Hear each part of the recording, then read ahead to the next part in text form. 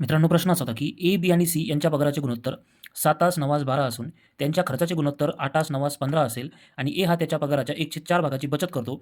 तर ए, बी आणि सी यांच्या बचतीचे गुणोत्तर किती? म्हणजे तुम्ही समजून घ्या, तुम्हाला दिलेलं काय आहे? तिघं जण आहेत ए, बी, सी. त्यांच्या पगाराचं गुणोत्तर दिलंय, त्यांच्या खर्चाचं गुणोत्तर दिलंय आणि बचतीचं गुणोत्तर विचारलंय.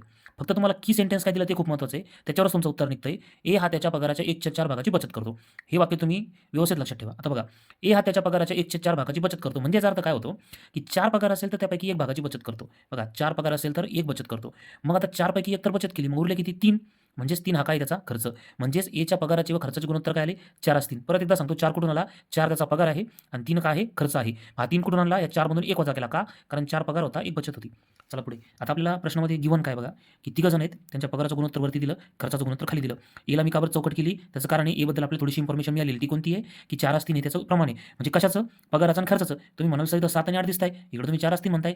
तर विषय असा आहे तो, की 7 ह्या तिघांच्या तुलनेत आहे, 8 सुद्धा ह्या तिघांच्या तुलनेत आहे. पण यांचं गुणोत्तर 7:8 नाहीये. यांचं गुणोत्तर 4 असतील आहे. मग त्याला कसं कन्व्हर्ट करायचं? 7 आणि 8ला 4 आणि 3 मध्ये कसं कन्व्हर्ट करायचं बघा.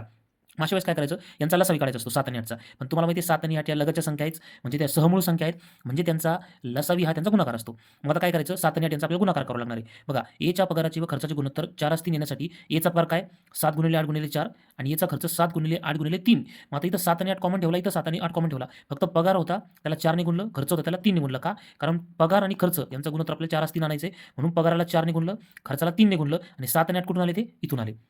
आता गुणोत्तर कायम राहण्यासाठी एला जेवढ्याने गुणलं, तेवढ्यानेच बी आणि सीला गुणावे लागेल. हे बघा, एक कॉमन सेन्सची गोष्ट आहे, की जेव्हा कधी गुणोत्तर आणि प्रमाण दिलेलं असतं, तर एका संख्येला जेवढ्याने गुणलं, तेवढं सगळ्यांना पण तेवढ्यानेच गुणावं लागतं किंवा एखाद्याला जर विशिष्ट संख्येने भागलं, तर सगळ्यांना त्या संख्येने भागावं लागतं. हा रूल आहे, बेसिक रूल आहे हा. मग बघा आता, पगार किती झाला याचा? 7 गुणिले 8 गुणिले 4. आता 7 तर इथंच होता, मग एक्स्ट्रा काय आले? 8 आणि 4. म्हणजे प्रत्येक ठिकाणी 8 आणि 4 एक्स्ट्रा येणार. इथं 9 होता, तिथं 8 आणि 4 एक्स्ट्रा आला. इथं 12 होता, तिथं 8 आणि 4 एक्स्ट्रा आला. आता खर्च किती? 8. पण आपण खर्च किती म्हणले? 8ला कशाने गुणले आपण? 7 आणि 3 ने. म्हणजे आपण एक्स्ट्रा काय घेतले? 7 आणि 3. म्हणून ह्या 9ला पण 7 आणि 3 एक्स्ट्रा जोडायचा. या 15ला पण 7 आणि 3 एक्स्ट्रा जोडायचा. मग 7 गुणिले 8 गुणिले 4 यांचा गुणाकार 224. 8 गुणिले 7 गुणिले 3 यांचा गुणाकार 168. तसंच 9 8 4 यांचा गुणाकार 288. 9 7 3 यांचा गुणाकार 189. 12 8 4 यांचा गुणाकार 384. 15 7 3 यांचा गुणाकार 315. आता आपण वरती पगार आहे आणि खाली खर्च आहे. पगार इथं लिहिला वजा खर्च. पगार, खर्च, पगार, खर्च. मग पगारामधून खर्च केला तर बचत येते. पगारातून खर्च केला बचत येते. पगारातून खर्च केला बचत येते. आणि मग आता आपल्याला विचारलं काय होतं? ए, बी आणि सी यांच्या बचतीचे गुणोत्तर किती? निघालं आपलं बचतीचं गुणोत्तर 56, 99, 69. आपलं उत्तर मिळालं. मी प्राध्यापक अविनाशराव सांगळे, हा माझा संपर्क क्रमांक. कधीही कोणती मॅथ आणि रिझनिंगमधली अडचण असेल तर मला ह्या नंबरवर व्हॉट्सअप करून तुम्ही प्रश्न टाकू शकता. प्रश्न जरी लेंदी वाटत असला, अवघड वाटत असला, पण तसा नाहीये. समजून सांगण्यासाठी एवढा वेळ गेला. मात्र प्रत्यक्ष जेव्हा तुम्हाला सराव होईल, असा प्रश्न आल्यानंतर करताना 30 सेकंदाच्या आत हा प्रश्न सॉल्व्ह होतो. फक्त तेवढी प्रॅक्टिस पाहिजे आणि बेसिक तुमचं क्लिअर पाहिजे.